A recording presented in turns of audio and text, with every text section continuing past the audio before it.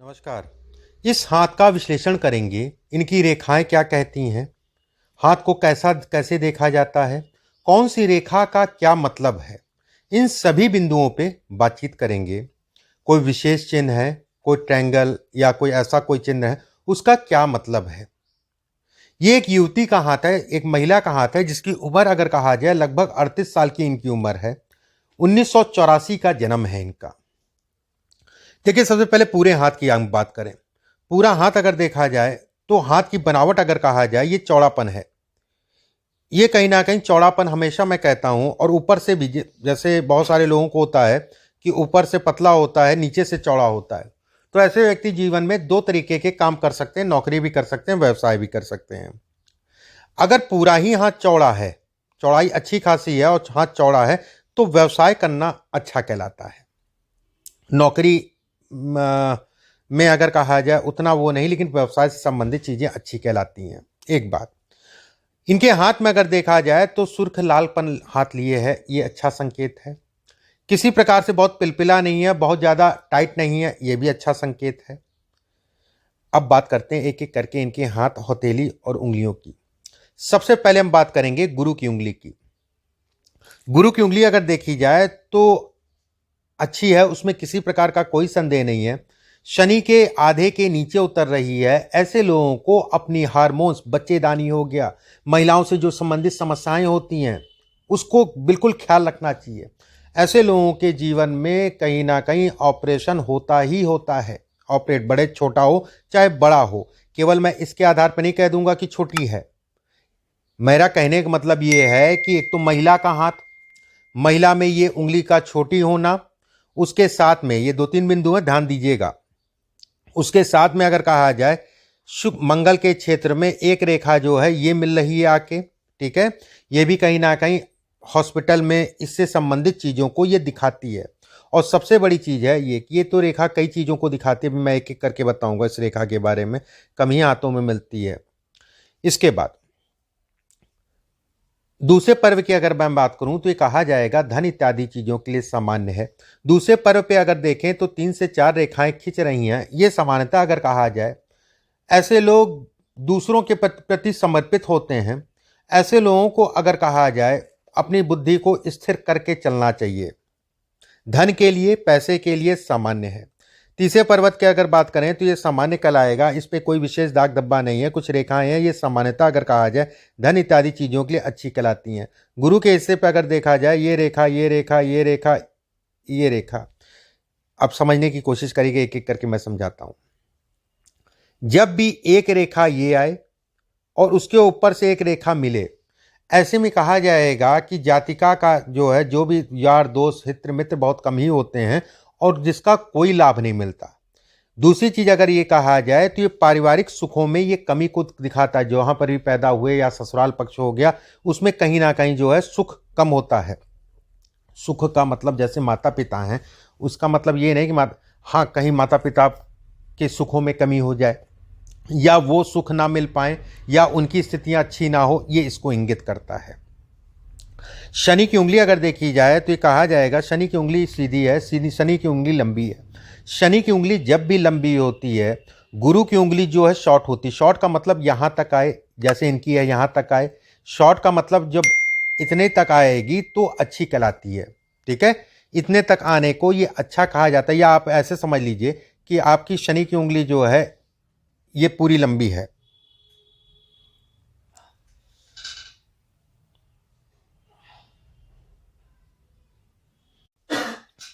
इसको ऐसे भी समझ सकते हैं कि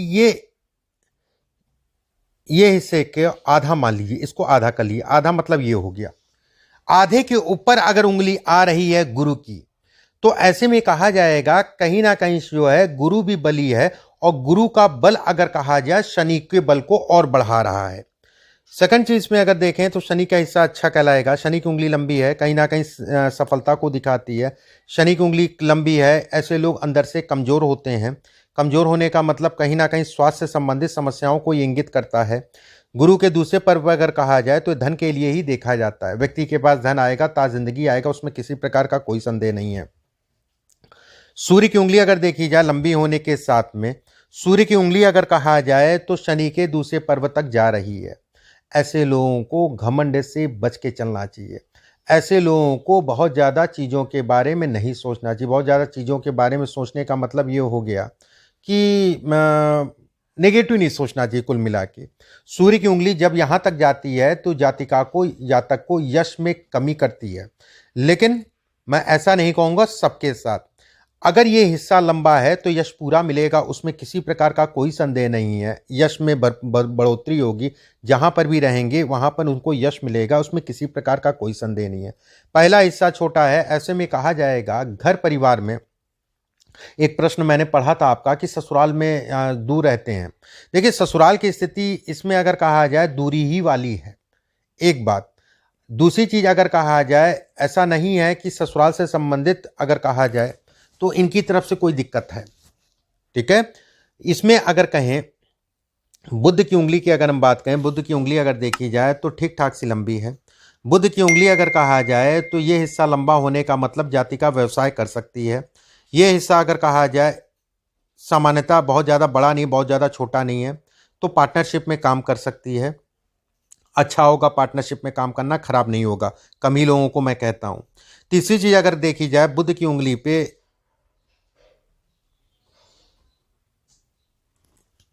बुध की उंगली के नीचे अगर आप देखेंगे तो एक रेखा, दो रेखा, तीन रेखा, चार रेखा, यहाँ पर जितनी रेखाएं होती हैं धन के लिए, कर्म के लिए, व्यवसाय के लिए अच्छी कहलाती हैं।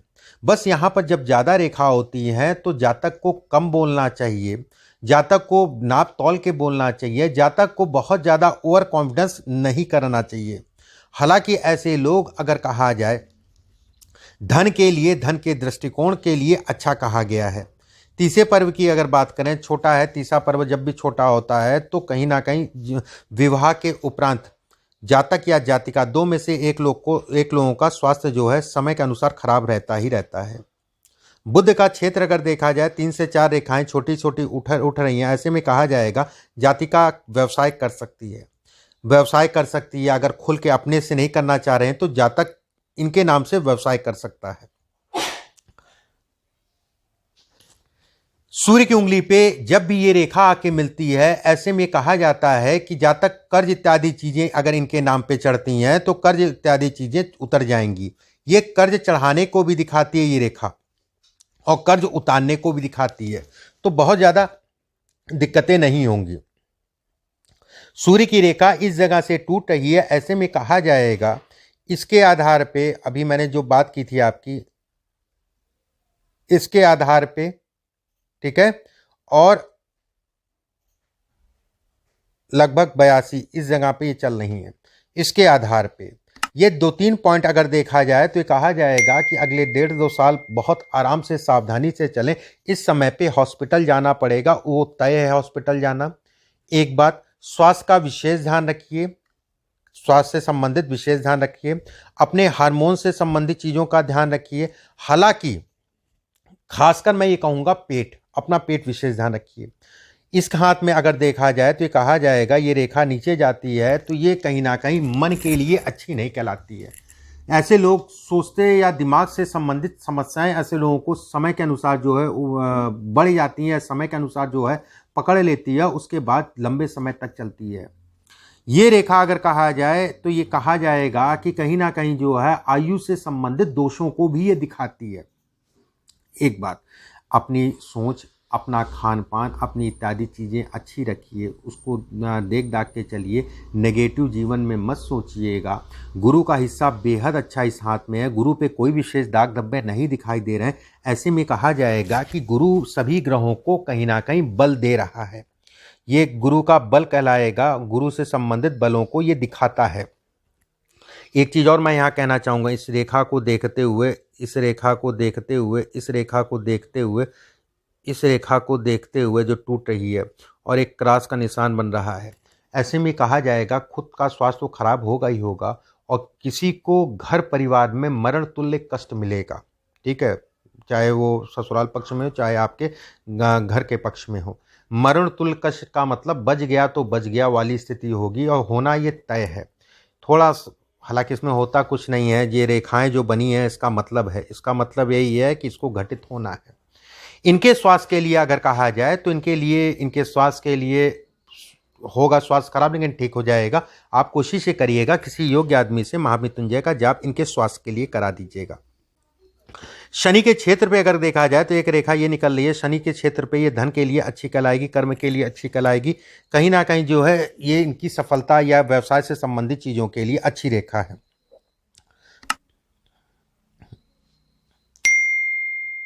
हृदय रेखा गुरु तक जा रही है, ऐसे में कहा जाएगा कि ऐसे लोग दूसरों के प्रति पहले तो रूढ़ नेचर का होता है, मतलब कि रूढ़ नेचर होता है, उसके बाद उसके प्रति जो है समर्पित हो जाते हैं, उसके बाद धोखा खाते हैं।